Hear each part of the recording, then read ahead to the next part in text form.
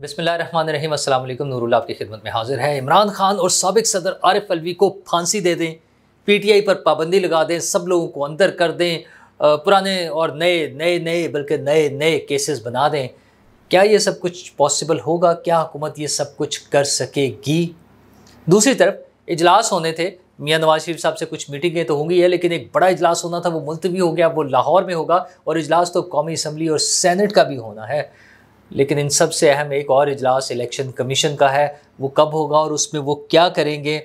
Peoples party का इस सारी चीज़ों में क्या रोल होगा? क्या देख रहे हैं हम और क्या पीपल्स पार्टी देख रही है और पीपल्स पार्टी नाराज़ क्यों है? ये सब बातें तो आपको बताऊंगा, लेकिन उससे पहले बताऊं कि इमरान खान साहब को अपनी बीवी की बहुत फिक्र है। जी हाँ, बुशरा बीबी की बहुत फिक्र है। गुज़श्ता रोज़ जो कार्रवाई थी उसमें अदालत में, उसमें उन्होंने कहा कि कम से कम मेरी बीवी को तो छोड़ दे। और वो सीधा सीधा सा इल्ज़ाम लगा रहे हैं बादशाह सलामत पे, यानी आर्मी चीफ पर।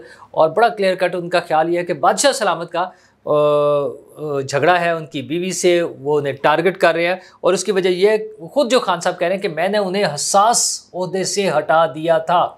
अच्छा, कभी कभार तो उनका होता है कि नहीं मेरा तो इन चीज़ों से कोई ताल्लुक ही नहीं था, ऐसा तो कुछ भी नहीं हुआ, लेकिन फिर वो बताते हैं कि हाँ मैंने हसास ओहदे से हटा दिया था। यहाँ उन्होंने वजह नहीं बताई कि वो हसास ओहदे से हटाने की वजह ये थी कि इमरान खान साहब और उनकी फैमिली की चोरी की, फ्रॉड की, करप्शन की फाइलें आ गई थी जो वो साहब ले आए थे, जिन्हें वो बादशाह सलामत कह रहे हैं। आर्मी चीफ, मौजूदा army chief general Asim Munir, जो उस वक्त DG ISI थे, वो जब इनकी करप्शन की फाइलें लाए तो खान साहब को बहुत बुरा लगा और उन्हें हटा दिया। और अब वो कह रहे हैं क्योंकि मेरी बीवी ने उनकी सिफारिश नहीं की थी।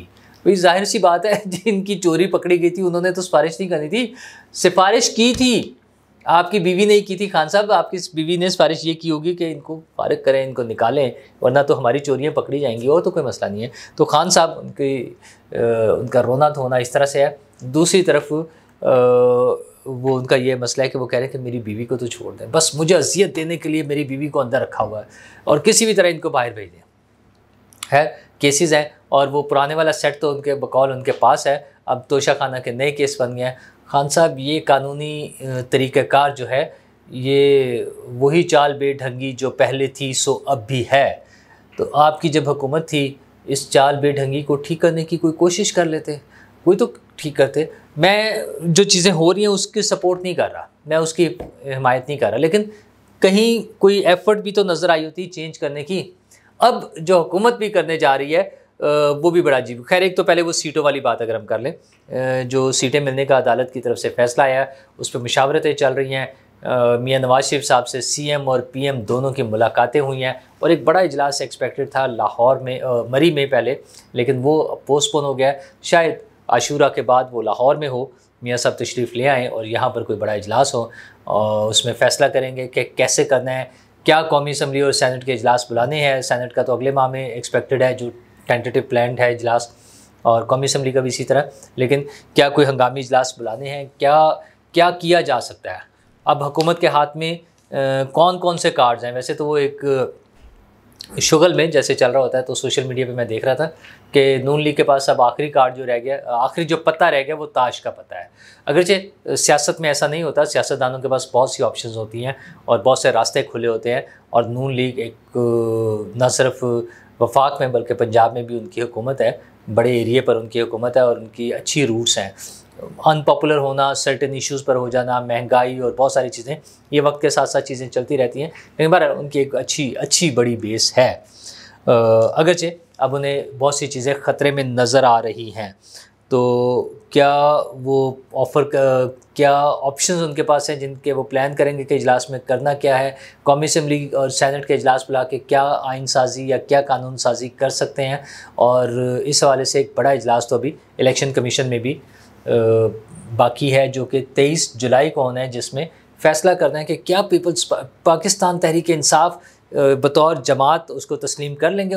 वो इलेक्शन के हवाले से ना, इंट्रा पार्टी इलेक्शन जो है वो हो गए हैं, ठीक हो गए हैं, और उन्हें दोबारा बतौर पार्टी कंसिडर करके उन्हें जो सीटें देनी है वो मामला कैसे आगे चलेगा, क्योंकि पहले इलेक्शन कमीशन से अप्रूवल होनी है और उसके बाद किसी हद तक जो सुनने में बातें आती हैं आसपास के कौमी असम्बली के स्पीकर के पास भी तो कुछ इख्तियार होगा। तो ये सारी चीज़ें किस तरह से आगे चलेंगी, ये लड़ाई झगड़ा कहाँ तक जाएगा। और हुकूमत ने तो बड़े झगड़े का ऐलान कर दिया है।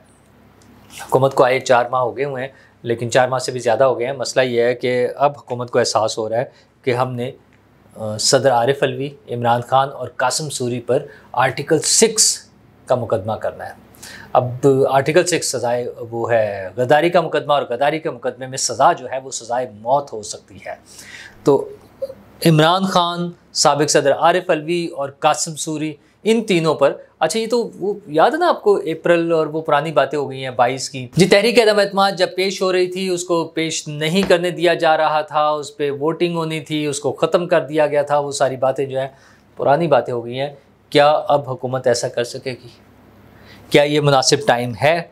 और क्या अदालतें इन सब चीज़ों की इजाज़त देंगी? दूसरी तरफ हुकूमत साथ ही कह रही है कि हम पार्टी पर पाबंदी लगाने का भी सोच रहे हैं, जिसमें फ़ॉरेन फंडिंग केस है, मुल्क को दिवालिया करने की कोशिश है, 9 मई के वाक़यात हैं, रियासत से लड़ाई है, साइफर केस है, आइन चिक्की, ये सारी चीज़ों की बेस बना के हुकूमत समझती है कि पाकिस्तान तहरीक इंसाफ पर पाबंदी भी लगाई जा सकती है और इमरान खान को, आरिफ अलवी को और कासिम सूरी को सज़ाए मौत जैसे केस में, मतलब आर्टिकल 6 लगा के उन पर मुकदमा भी चलाया जा सकता है। अच्छा, ये ज़रा थोड़ा सा ना अब वो बातें फैल गई हैं, खेल ख़राब हो चुका हुआ है। इमरान खान साहब जब हुकूमत से उतरे थे, वो डायरी लेके निकले थे, जिसको वो कहते हैं डायरी लेके निकले थे अदम एतमाद की तहरीक के बाद, तो उनकी पॉपुलैरिटी बिल्कुल नीचे आ चुकी हुई थी। उनके अपने लोग डरते थे कि नून लीग से टिकटें मांगते फिर रहे थे कि हमें किसी तरह से टिकट्स मिल जाए। अच्छा, उनका ख्याल ये था कि कोई उनकी पार्टी की तरफ से इलेक्शन लड़ने के लिए तैयार नहीं होगा। ये हालात हैं उनके। बाद में गेम बदल गई, वो पहले वो साइफर और फिर और चीज़ें चलते चलाते अब वो दुनिया भर से पाकिस्तान को प्रेशराइज करा रहे हैं, कभी यूएन के वर्किंग ग्रुप से, कभी अमेरिकन सेनेट से, और इस तरह की सारी चीज़ें करके, और लोकल भी प्रेशर उन्होंने डेवलप किया हुआ है। अदालतों में हुकूमत तो ज़रा लोअर जुडिशरी को मैनेज नहीं कर पाई, तो हाई कोर्ट्स और ताज़ा तरीन सुप्रीम कोर्ट के फैसले जो हैं वो तो इमरान खान साहब के हक़ में हैरान कुन है। मतलब 8 जजेज़ ने वो फैसला दिया जो केस ही नहीं था। पीटीआई के लिए सीटें मांगने का तो केस ही नहीं था, सीटें तो मांग रही थी सुन्नी इत्तेहाद कौंसिल, और अदालत ने फैसला दिया कि पीटीआई को सीटें दे दे, तो सीटें पीटीआई को मिल गई। 8 जजेस ने पीटीआई के हक़ में फ़ैसला दिया है। अच्छा, कोई भी इस वक्त ऐसी मूव जो आर्टिकल 6 का मुकदमा चलाना, पार्टी पर पाबंदी लगाना, क्या अदालत से हुकूमत को सनद मिल जाएगी कि ये सब ठीक है? क्या हुकूमत नहीं सोचती कि फिर दोबारा से पीटीआई जब अदालत में जाएगी तो उन्हें रिलीफ मिल जाएगा और हुकूमत को फिर सुबकी का सामना करना पड़ेगा बार बार? और इसकी बड़ी वजह क्या है कि ये सारी चीज़ें लेट हो गई हैं। इवन 9 मई के लिए बड़े बड़े कॉन्फ्रेंस से होती हैं, बड़े बड़े इजलास होते हैं, प्रेस कॉन्फ्रेंस आ जाती है, एलामिया आ जाते हैं, हम नहीं छोड़ेंगे, हम कैफरे किरदार तक पहुंचाएंगे, इंसाफ के कटहरे में खड़ा करेंगे। अभी तक तो कुछ नहीं हुआ है, और उसका नुकसान ये हो रहा है कि वो एक मजाक बन गया। जो बाकायदा एक सीरियस इशू था इस मुल्क के ख़िलाफ़, इस मुल्क के इदारों के ख़िलाफ़, रियासती इदारों के ख़िलाफ़, हमारे जो सिक्योरिटी के इदारे थे उनके ख़िलाफ़, मतलब एयर बेस पर अटैक हो जाना कोई छोटी सी बात है, जीएचक्यू पे अटैक हो जाना कोई छोटी सी बात। दुनिया में कहीं ये नहीं हो सकता कि ऐसे लोगों को छोड़ दिया जाए। अमेरिका की जब हम बात करते हैं, वहाँ पे क्या हुआ था? कुछ भी नहीं था ना। लोग जाके एक बिल्डिंग में एंटर हुए और वो उन्होंने किया, उस पर कोई टेबल पे पाँव रख के बैठा है, कोई और चीज़ें, उस सबको सज़ाएँ मिली। और पाकिस्तान में इस बात को एक मजाक बना दिया गया है। अगर अमेरिका में कहीं एयर बेस पर अटैक हुआ होता, जीएचक्यू पे, पेंटागन पर अटैक हो जाता, तो क्या लोगों को माफ़ी मिलती? लेकिन हमारे यहाँ वो मजाक बन गया है, और अब वो केसेस चलाना और उनको आगे लेके जाना और उनको सज़ाएं कराना, मेरा नहीं ख्याल अब उसकी पब्लिक वैल्यू जो है ना, पब्लिक में, आम आदमी की सोच में, वो तकरीबन हमने ख़त्म कर दिया है। तो हुकूमत आज जो ये सोच रही है कि इमरान खान पर आर्टिकल 6 लगा दें, पीटीआई पर पाबंदी लगा दें, जो मर्ज़ी कर लें, अब चीज़ें लेट हो गई है। वो जो काम पैनाडोल से हो सकता था, अब शायद बाईपास सर्जरी पे चला जाए। वो इतना ज़्यादा गैप आ गया, इतना ज़्यादा वो बिगड़ गया है केस। लेकिन वो सब जो ज़िम्मेदार हैं उन्होंने बिगाड़ा है। लेकिन मुझे डर सिर्फ इस बात का लगता है कि ये हमारे सब के लिए, मैं किसी एक पॉलिटिकल पार्टी का मुझे कोई इशू नहीं है कि वो नून लीग है, वो पीपल्स पार्टी है, वो पीटीआई, मेरे आपके लिए, हम 24 करोड़ लोगों के लिए ये ख़तरनाक बात है।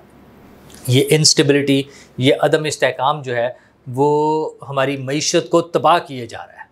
जो चीज़ों की कीमतें बढ़ रही हैं, महंगाई हो रही है, बिजली की कीमतें, पेट्रोल की कीमतें, ये एक मुसीबत बन गया हम सब के लिए, ख़ुसूसन बिजली की कीमतें। अच्छा, इस पर तवज्जो देने के बजाय, इस मसले को सेटल करने के बजाय हुकूमत और तमाम सियासी जमातें इस नए पखंड में, इस नए गंद में पड़ी होंगी कि उस पर पाबंदी लगानी है, उसको रोकना है, उसको निकालना है, उस पर मुकदमा करना है, उसको पकड़ना है, उसको उठाना है, बस इन चक्रों में पड़े होंगे। और ख्वार कौन होंगे? मैं और आप, हम 25 करोड़ लोग जो हैं, हमारे लिए मुसीबत है ना। शहबाज शरीफ साहब के लिए तो कोई मुसीबत नहीं है। अता तारड़ साहब बैठ के प्रेस कॉन्फ्रेंस कर दिया ना, उनके लिए तो मसला नहीं है। वज़ीर आला हों, किसी भी सूबे के गवर्नर हों, सदर पाकिस्तान हो, उनका तो कोई प्रॉब्लम नहीं है। हाँ, ज़ाहिर है उन्होंने हुकूमत करनी थी, वो उन्हें इशू आ रहा है, पीपल्स पार्टी को भी इशू आ रहा है, पीपल्स पार्टी नाराज़ है। ताज़ा तरीन सदर पाकिस्तान आसिफ जरदारी साहब का जो लाहौर का दौरा था, उस पर नून लीग ने जिस सर्द महरी का मुजाहरा किया, उस पर पीपल्स पार्टी के लोग नाराज़ हैं कि सदर पाकिस्तान लाहौर आए हैं और ना वज़ीर आला ने इस्तकबाल किया, ना कोई कर्टसी कॉल, ना कोई प्रोटोकॉल, मतलब वो मिलना, कोई ब्रीफिंग्स, कोई इजलास, कोई गेट टुगेदर, कुछ भी नहीं था। तो सोलो फ्लाइट के लिए कोई भी पार्टी कोशिश तो कर सकती है, लेकिन क्या ये हालात इजाज़त देते हैं कि सियासी जमातें, हुकूमत में शामिल सियासी जमातें भी आपस में इस तरह से नाराज़ रहें? और इन सारी चीज़ों का नुकसान, मुझे फिर वो इशू आता है कि इन सारी चीज़ों का नुकसान मुझे और आपको है, हम सबको नुकसान है। ये अदम इस्तेहकाम जो है, ये अवाम के लिए मुसीबत है, हुक्मरानों के लिए मुसीबत नहीं है। अच्छा, उनके पास क्या ऑप्शन रह जाएंगी? ये सारी कोशिशें करके अदालतों में जाएंगे। अदालतें अगर हुकूमत के फ़ैसले या हुकूमत के जो इक़दामात हैं उनकी तौसीक ना हुई और उनके ख़िलाफ़ हो गया, तो क्या ऑप्शन रह जाएंगी? क्या इमरजेंसी कोई ऑप्शन रह जाएगी? तो अगर इमरजेंसी लगेगी तो क्या अदालतें इमरजेंसी को मान लेंगी? और फिर अगर इमरजेंसी भी ना मानी गई तो क्या फिर सब कुछ लिपेट दिया जाएगा? तो फिर ना नून लीग के पास कुछ होगा, ना पीपल्स पार्टी के हाथ में कुछ होगा, ना पीटीआई के हाथ में।